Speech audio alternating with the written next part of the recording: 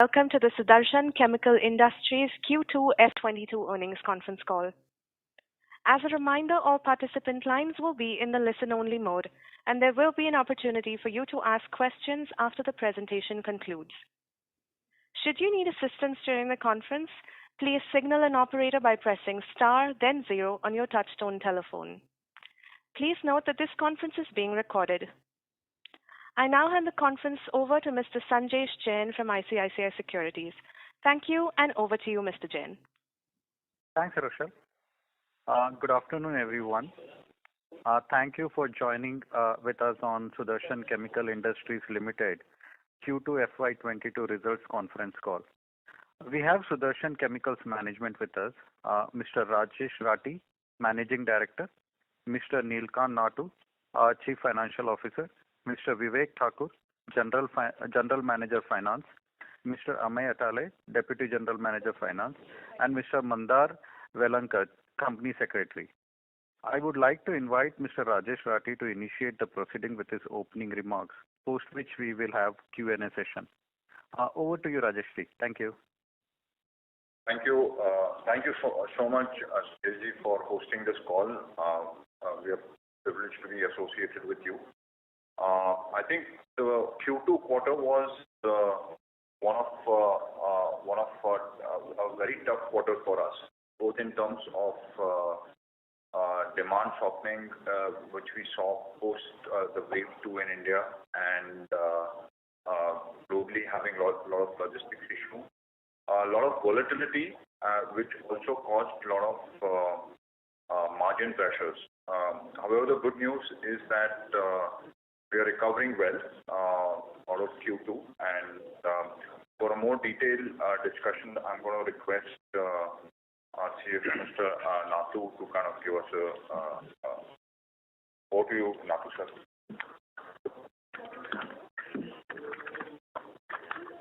Thank you, Mr. Rathi, for opening remarks. Thank you, Sanjay, for hosting our conference call, earning call. Good evening, ladies and gentlemen. Welcome to Sudarshan Q2 FY22 earnings conference call. Our investor presentation has been uploaded on the stock exchanges for your ready reference. I would like to take you through the financial highlights for this quarter. A lot of background. Sanjay, hi, Neelkant here. There is a lot of background noise.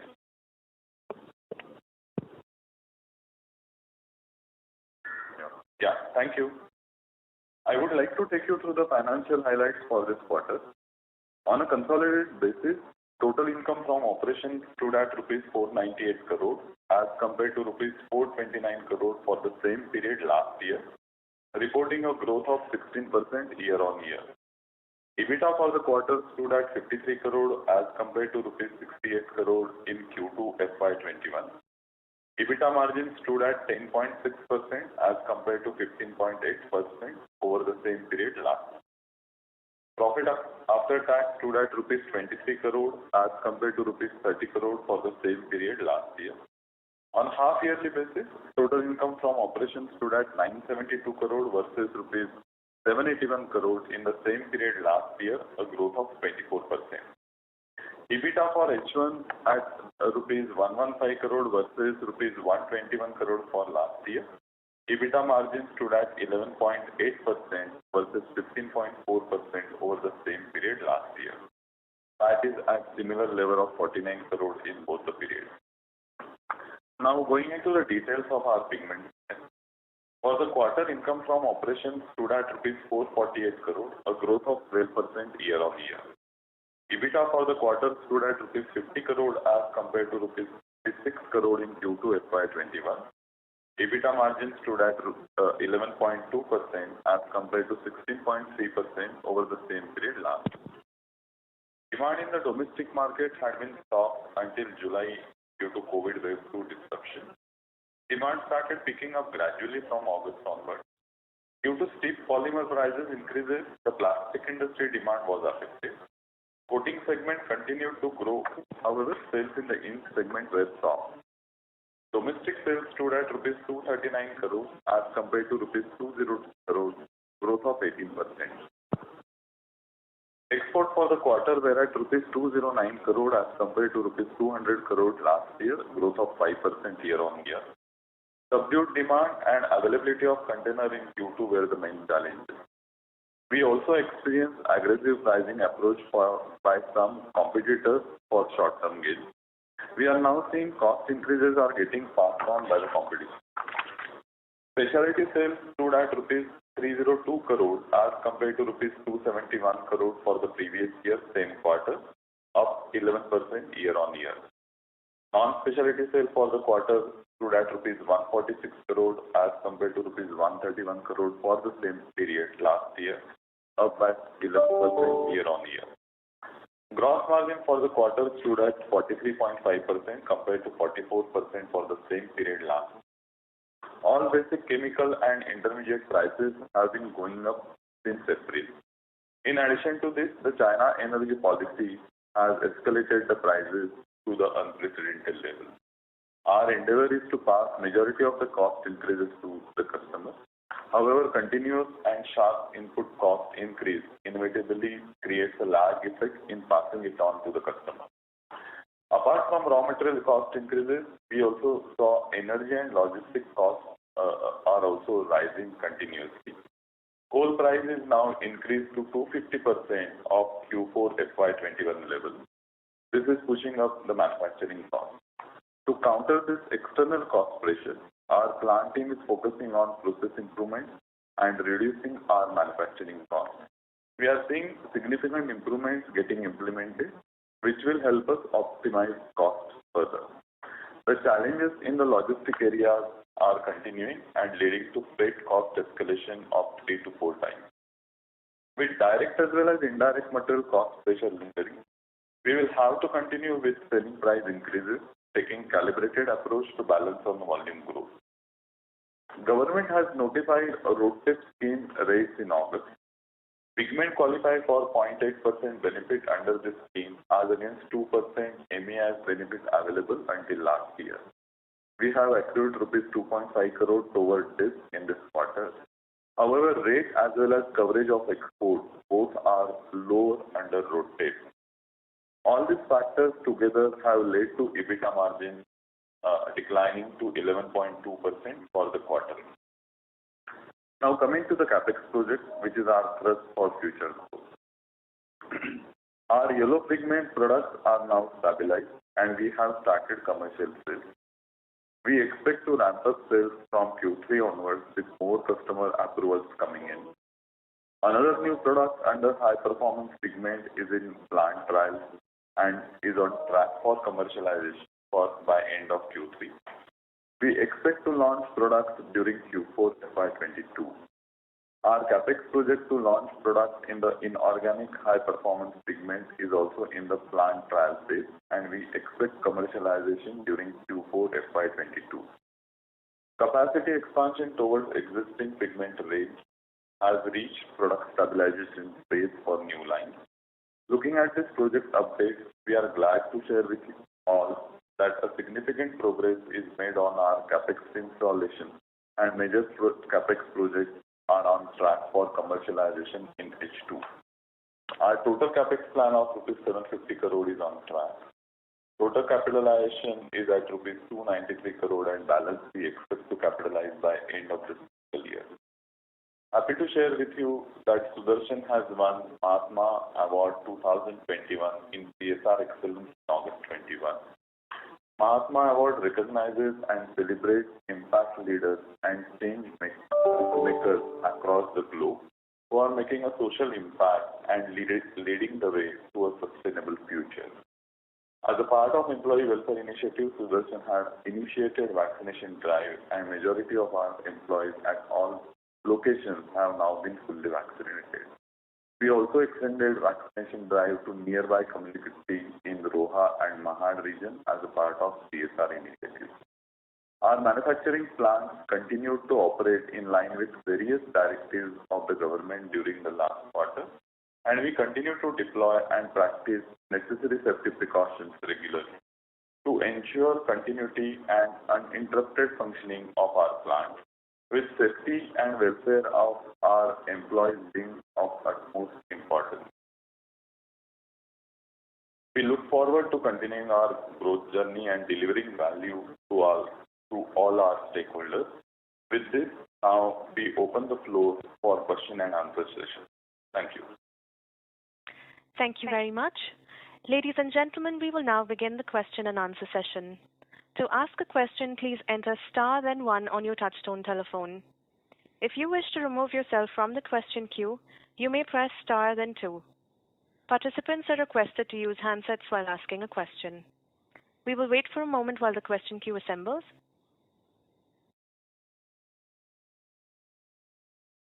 Our first question is from the line of Rohit Nagraj from Emkay Global. Please go ahead. Yeah, thanks for the opportunity.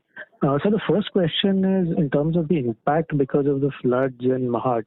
So how much was the impact during this quarter, and whether we will be able to recover part of it in subsequent quarters? Thank you. We lost almost 15 days of production. However, thereafter also there have been several issues month on month where about 15 to 20% production because of some breakdowns in the CTP pipeline, etc., which has been happening. Either there has been in water, so there has been some effect due to that. But however, we do feel there are a lot of actions which the government and they're taking to correct that, and going forward, we should not see such a large issue. Can you quantify how much we lost and whether part of it is recoverable during the current quarter or subsequent quarters, or is it lost for the time being? Yeah, that will be lost, sir.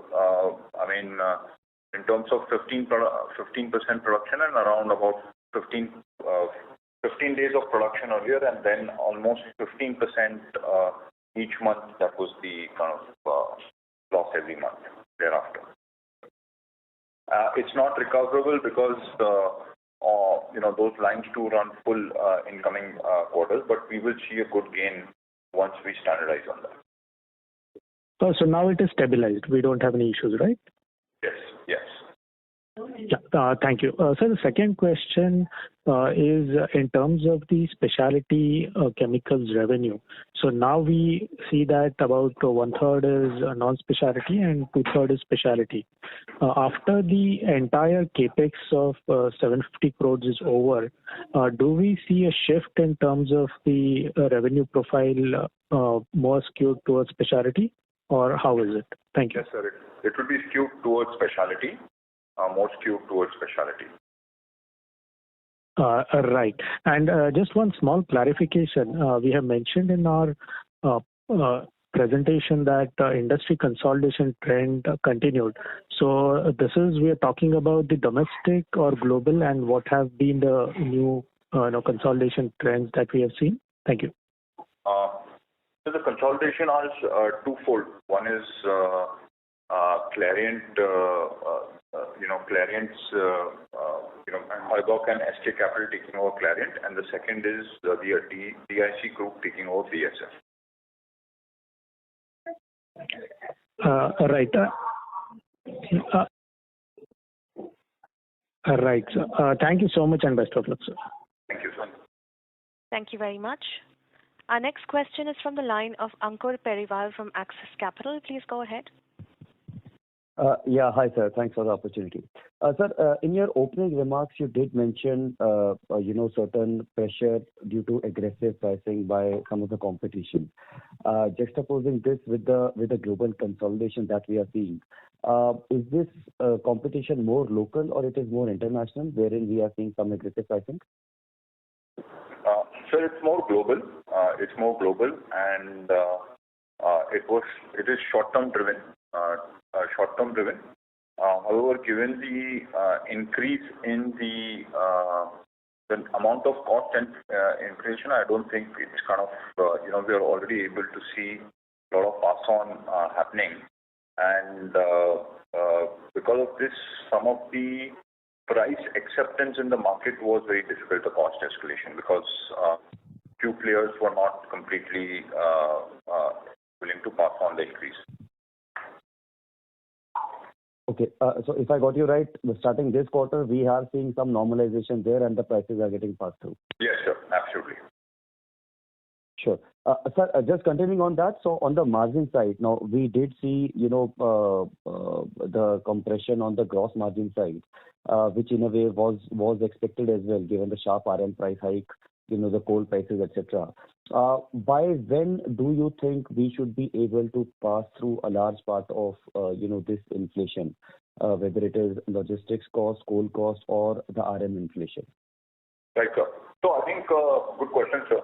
So first of all, if you see the gross margin part, you compare the last quarter to Q2 to this Q2 to Q2, the drop has not been significant in spite of a very large increase in raw material costs, right? That's right. Where the challenge was that a lot of increase in coal logistics part which could not completely get passed on, right?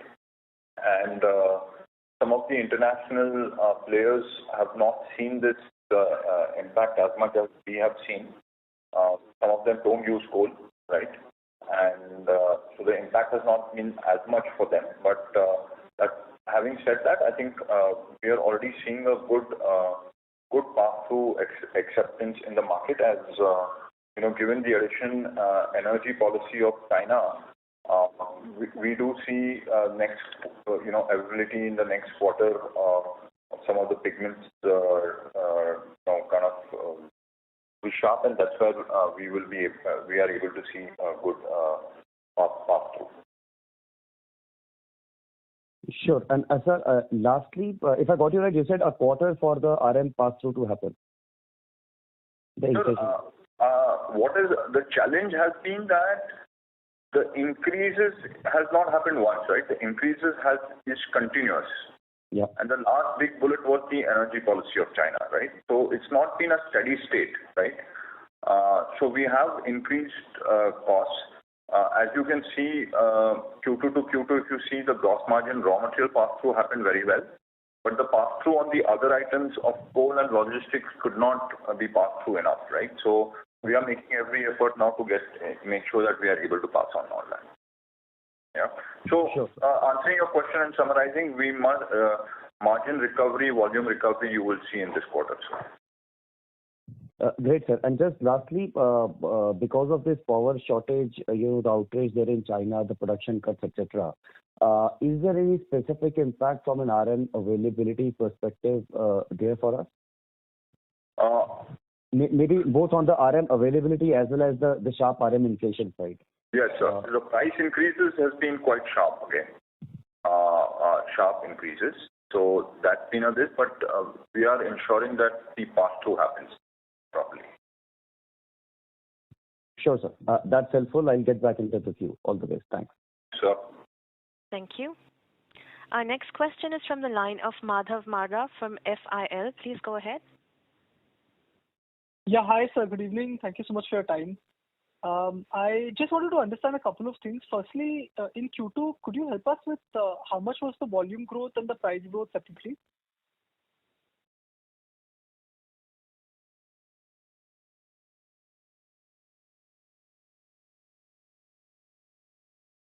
Hello? Yes, sir. So I would say that the demand and volume growth was very soft. We don't break up currently the breakup, but it was a very soft quarter, sir. As we were hell-bent on passing on the increases, and we did lose some volumes. Okay, understood. Okay.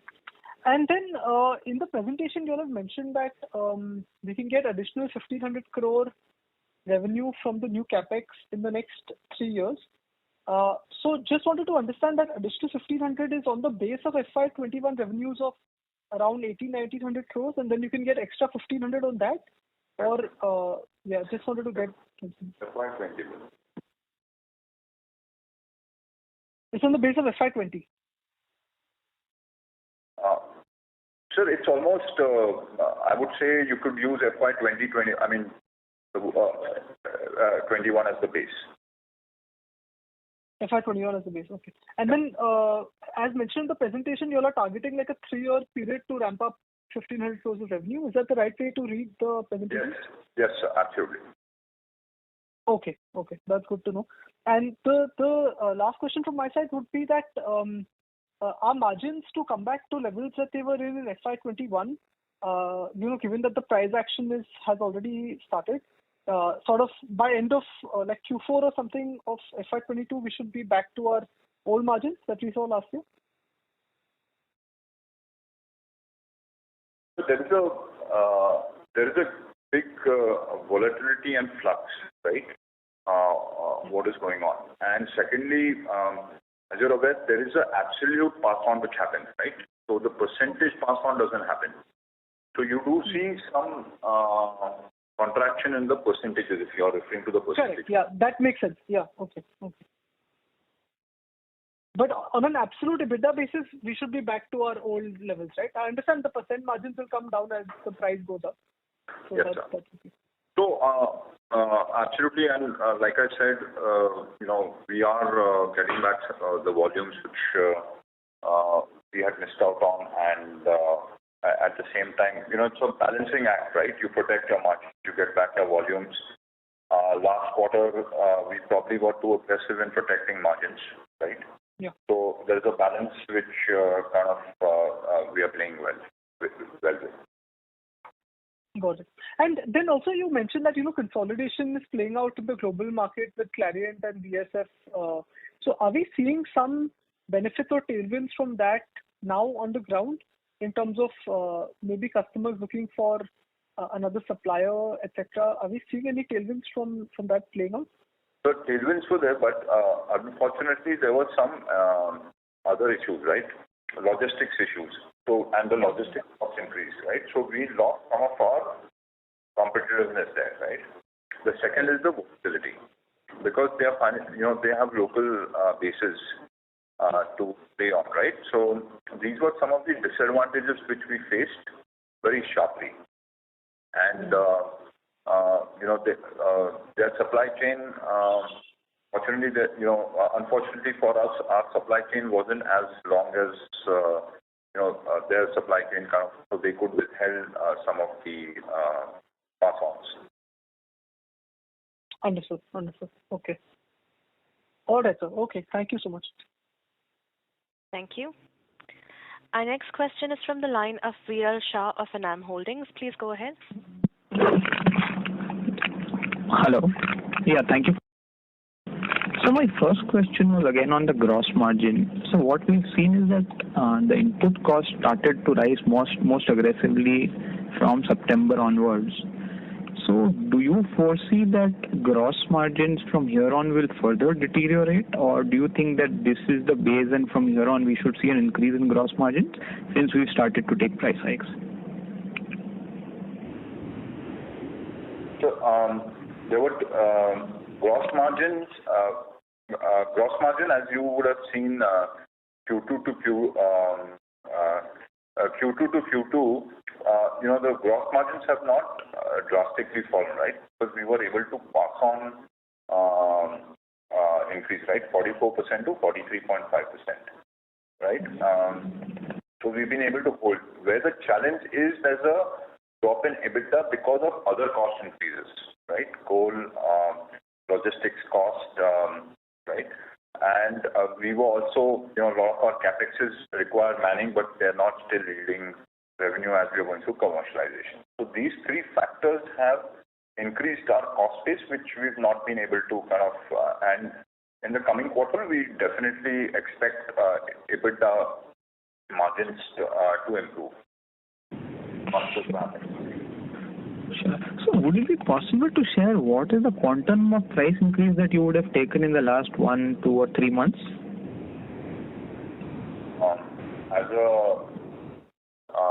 That's a little bit of a competitive information, sir. So we're a little concerned on that, but I think we will look at what we can share separately.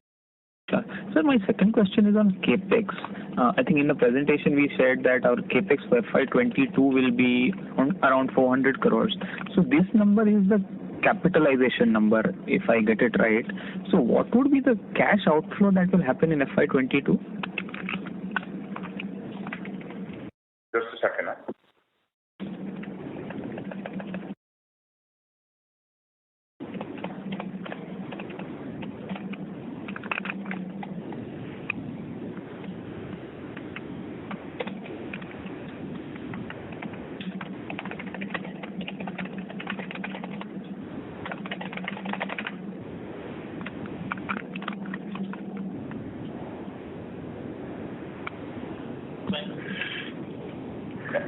Hi, Nilkant here.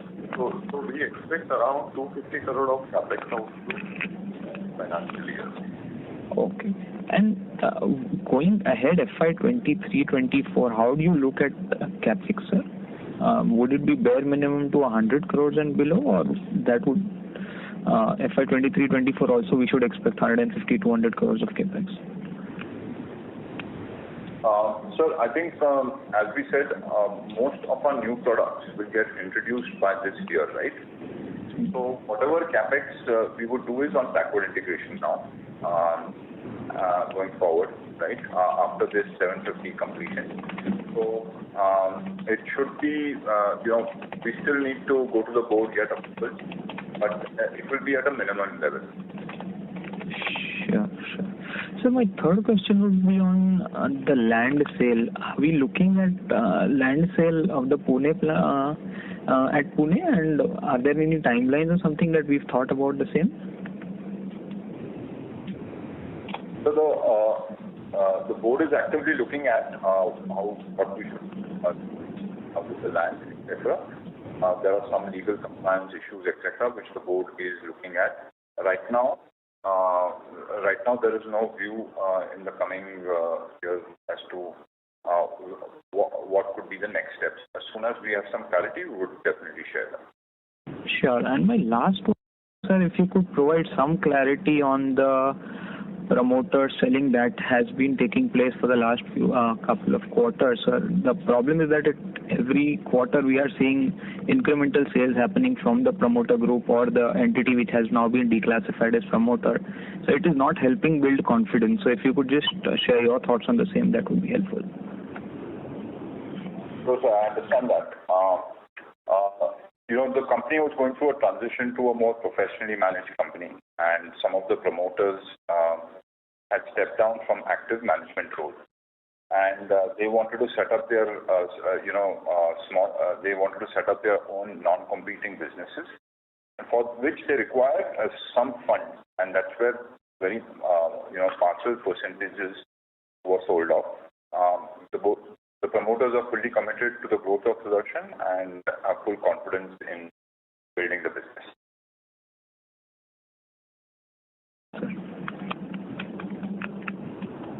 Mr. Shah, do you have any further questions? No, thank you. I'm done. Thank you. Our next question is from the line of Mr. Sanjesh Jain from ICICI Securities. Please go ahead. Good afternoon, sir. Thanks for taking my question. A few of them. First, on the inventory and the export sales. Export sales has been quite weak. On the other end, we have a inventory increase by close to 70 crores. Can you repeat? Sir, can you repeat? We could not hear you. No. Can you hear me now, sir? Yeah, much better. Yeah. So I was looking at the export sales, which have been sluggish versus domestic, and there is an increase in the inventory by 70 crore. And we have been talking about the logistical issue. Is that we are keeping the final inventory which wasn't able to ship and revenue couldn't be recognized? Is that the reason why there is a sharp jump in the inventory, or it is because of the increase in the raw material prices, which is leading to the increase in the inventory? So I think, sir, about one is obviously having logistic issues has caused some inventory increase. But we were also, we had our finished goods ready, but we could not get some of our price increases, right? And that's where we were not shipping our goods even to some of our Indian customers. So that's where, in order to ensure margin protection, we had to keep that inventory. And the liquidation has started as we speak in the Q3. Absolutely, sir. Absolutely. Okay. The benefit of this should be available in the next quarter as we see. Yes. The second question is on the China. Now that China, there is a curtailment in the capacity, and China being one of the largest manufacturer of azo pigment, and we all have also mentioned that the increase of competitive pressure. Do you think that with lower capacity available at the China because of the power shortage, we should be able to ramp up this facility faster than what we have thought earlier, or the current guidance of 3 years could be achieved sooner than what we expect? Can we envisage that kind of a situation? Sir, first of all, I think we're getting to several pigments which are non-azo, right? Right. I think I would still, these are new products. These are, into coatings and other applications, which does take some time for approval, and the ramp up is a little slow. We'll obviously be hoping that we do this in slightly less than 3 years, but I think 3 years is a good amount of this. Having said this, sir, there may be short-term gains as we have also expanded our azo capacities. There could be some short-term gains, if China does have issues with supplies, etc. We've seen a lot of chemicals and intermediates where are affected. So far, there is no intelligence on the pigment capacities being curtailed, right? And if on the azo side, right? We've come across some other areas which have been curtailed, right? Okay. Just one clarification here on the competition side. We have seen in general the chemical prices have gone up significantly. Some of commodity chemicals have actually gone up by more than 2x. Now, what is causing the competition in the pigment industry? While there is a constraint in terms of the capacity production in the most competitive market, there is a RM pressure. What is causing this increase in the competitive intensity? Were there people sitting with a big inventory and they wanted to liquidate, or what? Can you just help us understand this competitive dynamics a little bit more well? I think, as I said, there were 3-4 issues which were kind of dynamic, right? So the logistic cost increase kind of led to the Europeans also becoming competitive and more better availability and service locally, because they have local production units, right? That was one. The second is there is in terms of consolidation, some short-term gains to be kind of gotten. And as I mentioned, their supply chain was more secured, more longer-term secured than some of us, and that's where we saw these competitive pressure. Fortunately, that is over now, and we are able to see that we are able to kind of pass on some increases and also get the volumes back. Got it. One question on the product pipeline we just spoke about in our opening remark. Yellow pigment looks like we are fully commercializing in Q3, and we are talking of another 2 HPP getting commercialized in Q3 and Q4. Can you just tell us what is the total addressable market all these 3 new products put together give us with the complete commercialization? Just one second.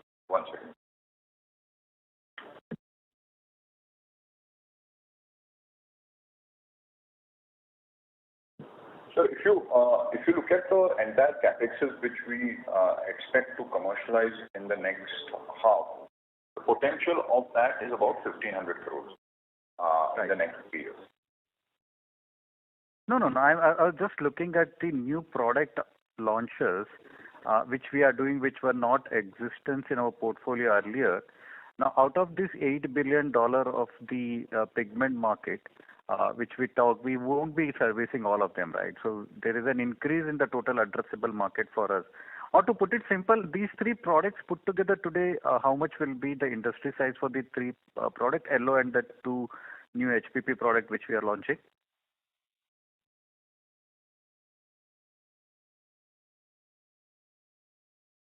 All right. Just 1 second now. Yeah.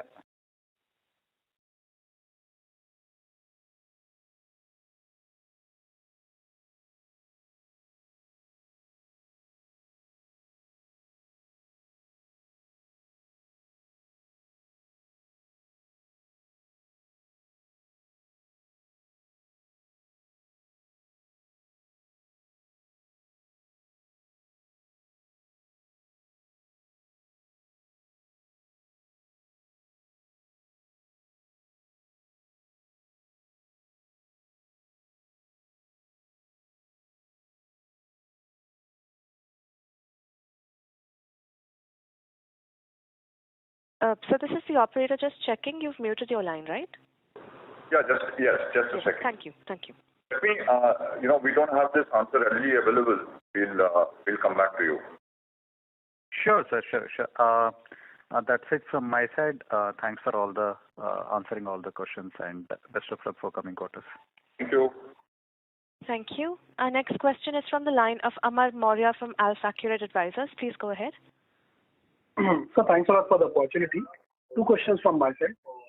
Number one is, now as you indicated, sir, that yellow pigment commercial quantities got approved. So from here on, can we see a faster pickup? I believe we had invested around 350 crore in the yellow pigment, right?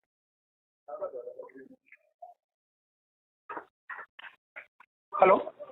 Obviously, we are not all the capexes. We are not giving breakups as confidential information, but I think we do expect a quicker payback, and since the qualities have got started approving in the next 3 years, we should be able to see the complete capacity utilization of this plant. Okay. And secondly, sir, now this 1,500 crores of full potential of the 750 crores revenue, so largely kind of 2x kind of a status ratio we are expecting now. So just wanted to understand, last quarter there was some confusion that we were indicating that 135 crore is a kind of an infrastructure capex for which the potential revenue may get delayed. So I am just, wanted to confirm that this 1,500 crores include that or excludes that?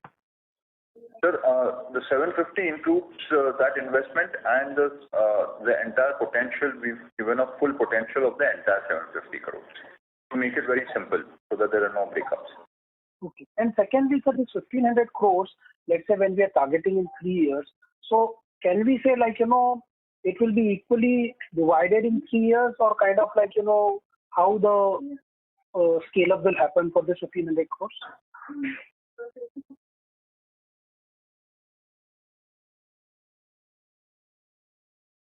Hello? So the first year would be slightly slower, and then it should ramp up, sir. So first year, let's say 20% at least, or 30%? No, so I would say 20%. Okay, and then you are saying equally divided between the 2 years. Yes, and third would be slightly higher. Second would be slightly. The ramp up would happen, sir. Sure, sir. Sure. Thanks a lot, sir. Thanks a lot. Thank you very much. Ladies and gentlemen, before we take the next question, we'd like to remind participants that you may enter *1 to ask a question. Our next question is from the line of Aditya Mehta from GK Capital. Please go ahead. Yeah, hi sir. Thanks for the opportunity.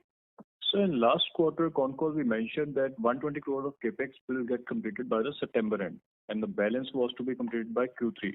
So has it been delayed, or any reason behind for the delay?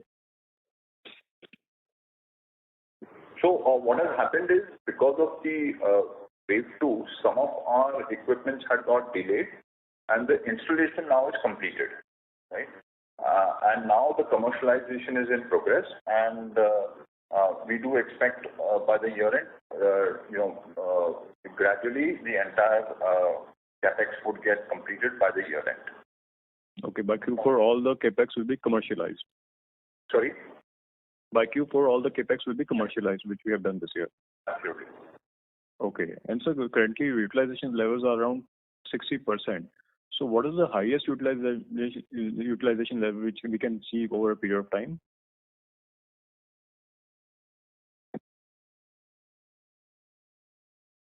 $80 to 85%, sir.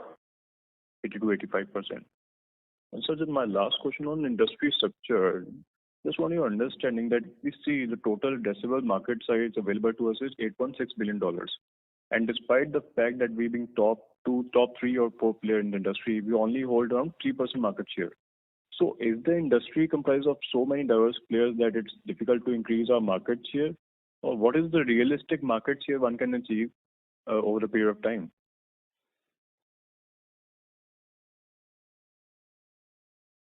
So I think if you see the first, in the old structure, the first 3 players, the first 3 players almost had a 2.5 to 3 billion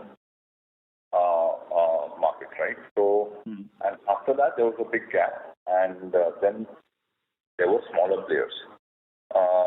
These 3 players obviously have been global, very broad portfolio. Some players like us have just expanded our portfolio to that level. So it will take some time for us to ramp up our sales. They have a first mover advantage. They have their network which is well set, and products which have been there for several years. But I think with our completion of product portfolio, we feel quite bullish on our growth perspectives in the future. Okay. Good, sir. Thank you. That's it from my side. Thank you very much. Our next question is from the line of Dhruv of HDFC AMC. Please go ahead. Yes, sir. Thank you so much. So in your presentation, in the current presentation, the slide on the capex, which is slide number 9, you have said the capex plan of 750 crores and approximate revenue of about 1500 crores. 15,000 crores. Sorry, 1500 crores. And sir, a similar slide you had in March presentation where you had given a capex of about 600 crores and a revenue potential of about 1,000 to 1,200 crores. So I understand the capex increase, if I'm not wrong, from 600 to 750 is the utility capex which you had recently announced. But that time the understanding was that this is not a revenue capex, this is only a utility capex. So what is driving this change in your revenue guidance on this capex from 1,000, 1,200 to 1,500 crores? So some of the capexes we've delayed some of the utility and the effluent treatment, and we had some opportunities on the revenue side which we've completed. We've been able to kind of debottleneck some of our purity and intermediate, and that's why we're giving you a complete mix now, so that there is no ambiguity on the split. And this is what the master plan looks like. Okay. So the utility capex that you had, I believe, in the a quarter before that you had announced is delayed a bit. Instead of that, you have done some revenue generating capexes. Yes. Oh. So we have reduced, earlier we thought we would need that 135-40 crores, 50 crores. That has been considerably reduced, and that has been used towards some revenue generating. Okay. And the revenue generating capexes is broadly in line with the existing products that we have. It's more of a brownfield of some existing capacities. Yes. It is not the HPP categories. Got it. It's a combination of some HPP and our traditional pigment. Okay. Got it, sir. That's helpful. And so the second question was, in one of your earlier comments, you did mention about some of your competitors, not facing similar logistics or not facing the cost impact, and you were referring to these competitors. So when you say these category of competitors, which competitors are you referring to? Are these the European competitors or are the players from China? No, I meant European. Obviously, the main market is Europe, right? Europe, US, and so basically when you compete with them, they have local plants there, so the shipping costs, logistics issues, they do not face, right, what we face. Okay, got it. And so, in terms of outward freight for our average categories of our product that we export largely, when we focusing on exports, what would be the outward freight be as percentage of at current spot pricing, spot value of freight? As a percentage of your, sale value. I'm just trying to understand how has it changed. Was it say 5% earlier, now it has become 10%, so that 5% differential is something big which is impacting? So I think there are two factors to it here. One is obviously the cost, and second is the availability, right? That you are, and the lead times to reach that plant. So with all these uncertainties, sometimes the local competition gets more benefit. That's what I meant. Got it, sure. But sir, just to understand the cost angle, if it is possible to share some broader sense on that, how big is this cost now versus say what was pre-COVID or when the freight rates were normal? The cost increases about 3 times of freight. 3 times. And as percentage of sales, how much that would be? The outward freight would be? Right now, we don't have that number, sir. Sure, sir. And so the last thing was on the just to understand a bit on the nature of the the incremental growth. Large part is coming from your HPP products, the yellows one that you mentioned. So is the nature of business there a bit different than your existing set of products? What I'm trying to understand, is it more linked, very well aligned with the customer that the cost pass-through happens at a very faster pace? It is more smoother. Is that kind of a structure, or it's almost similar to what you currently have? So the cost increase is similar. In fact, some of the other high-performance pigments have a very steep cost increase. As some of them are yellow phosphorus-based chemicals are used, which have seen a very sharp increase because of the energy policy of China. Mm-hmm. Got it. Okay, sir. Understand that. Sure, sir. Thank you so much. Thanks a lot. Thank you. Our next question is from the line of Ritesh Polaria of Girik Capital. Please go ahead. Yeah, thanks for the opportunity.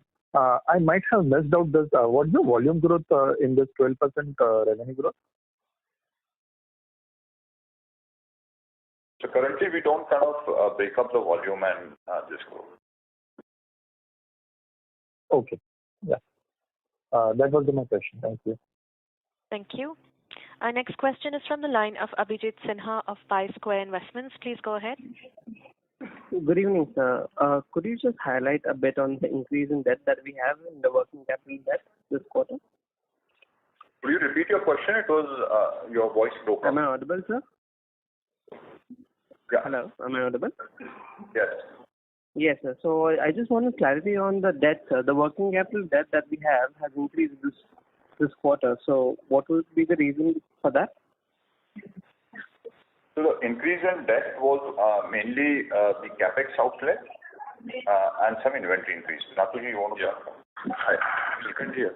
So the increase in debt is predominantly on account of the capex.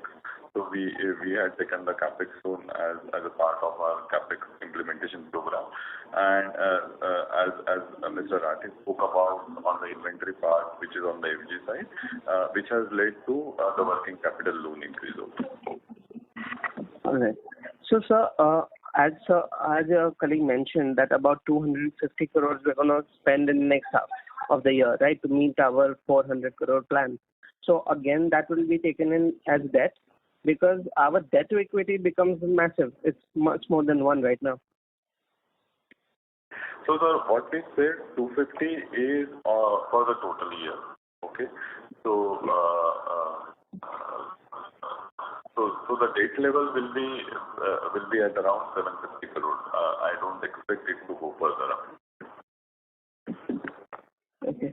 And sir, since it's working capital loan, I assume that the debt interest rate won't be that much, right? Correct, sir. So currently we are taking the advantage of low interest rate and we are exploring all the available options to lower the cost. So it should be in the same range. What kind of debt to equity ratio are you comfortable with this capex plan that we have?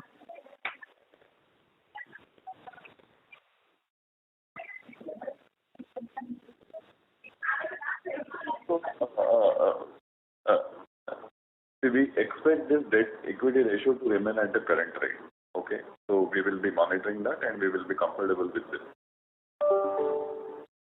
I had another question. Another of my colleagues, they just mentioned about the yellow dye that you have. I was just wondering about the turnover, or what's the plan for that since it's already begun commercialization. So what is the revenue plan and all that? So do we have anything right now, or should that be taken later on? So this is an individual product, right? And we would not like its competitive information, which we not want to give out in the public domain. I think the point was that this is part of the 750. This was the earliest which was launched, and the point of making the point is we are already seeing a sale of this product coming through commercially, right? To several customers. So that's a very positive indication of the product getting accepted in the market. That's the only point. So it's one of the revenues from the 1,500 crore that has helped in this capex plan, right?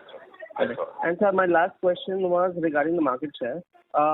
We just spoke about it briefly right now, but you mentioned that since our Mahat plant was closed and everything, others had a better chain at that time, a supply chain.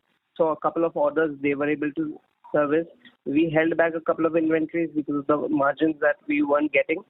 So has that affected our market share in the last 6 months? We've definitely lost some volumes, as I mentioned. We had a choice to protect margins. We didn't want to further, erode that, and that's the area where we lost some volume. And I'm glad to tell you that we're already recovering those volumes now and ensuring that margins are protected. Perfect, sir. So since you guys are have a plan in terms of the margins that we have, so in FY22, do we expect to be about in the range of 12 to 13%, or should it be about 10 to 11%? EBITDA margins. So we should, you mentioned we should recover from here, sir. So the margins from here should definitely recover. All right, sir. So obviously it won't be as good as last year's, but somewhere a bit close to that, right? Yes, better than what it is today, sir, definitely.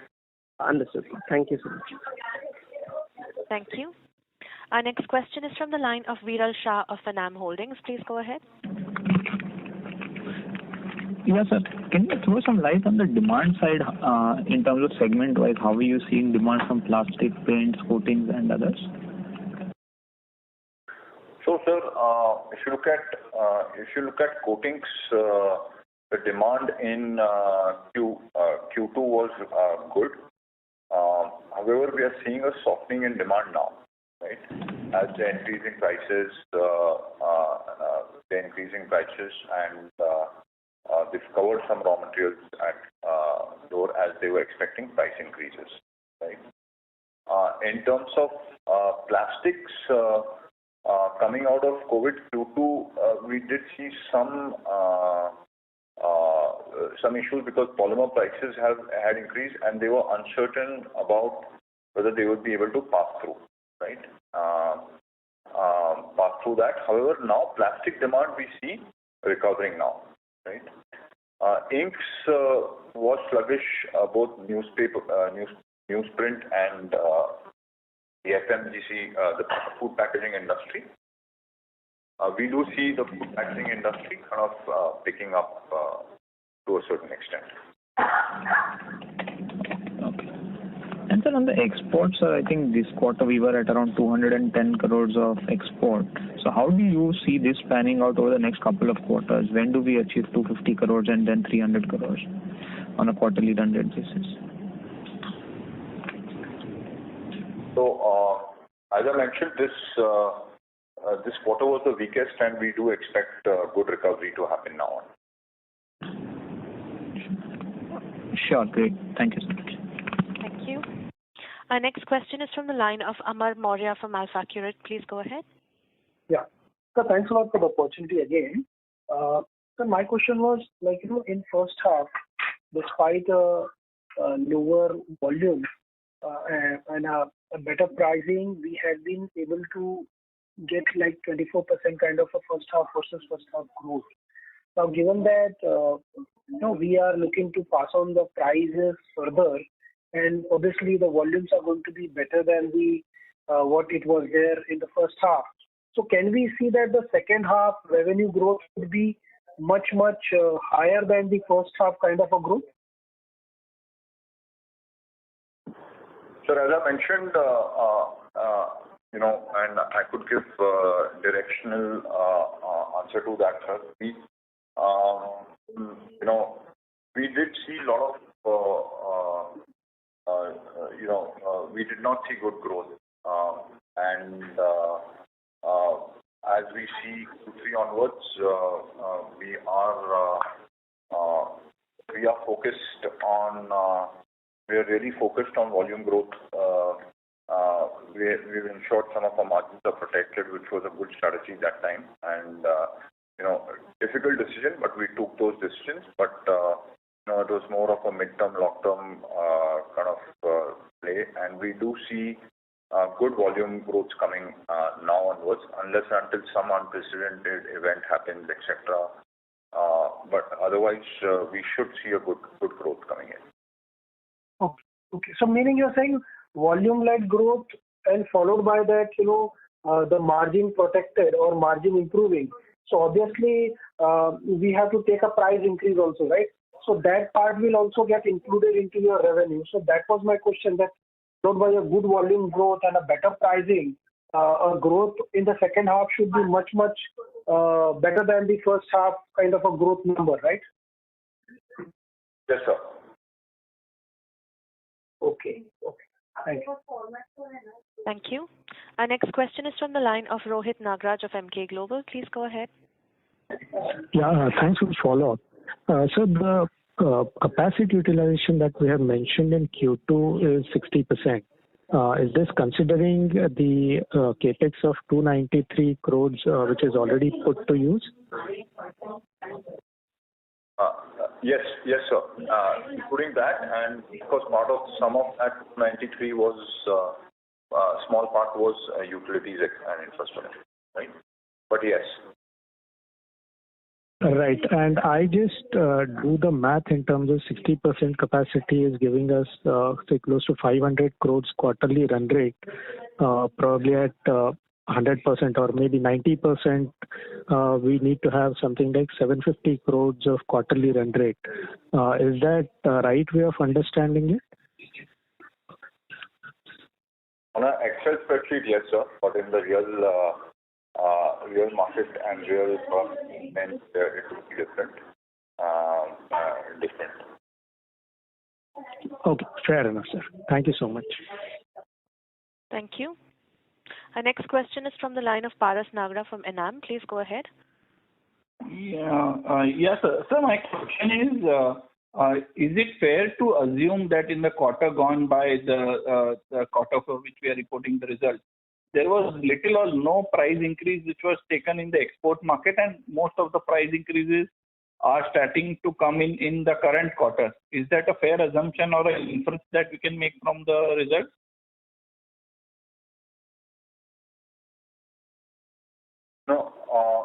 No, sir. I don't think that would be a fair. There was some pass-throughs which were happening.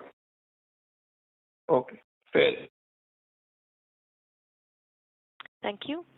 Our last question is from the line of Aditya Mehta from GK Capital. Please go ahead. Yeah, so thanks for the follow-up. So as you mentioned that the European players are not facing cost increase on the logistic front. So since this phenomena doesn't seem to be abating in the near term, so how are we planning to tackle this situation? No, I think what I meant is there are three fronts of cost increase. Major one is raw materials, The second is indirect, like coal or gas, right? We are affected by coal, they are affected by gas. And the third is logistic costs, right? When I meant by logistic competitiveness, it has two components as I explained. One is the cost part, but the second part is the certainty of delivery, right? Earlier, our customers could be assured of lead times, of supplies, etc.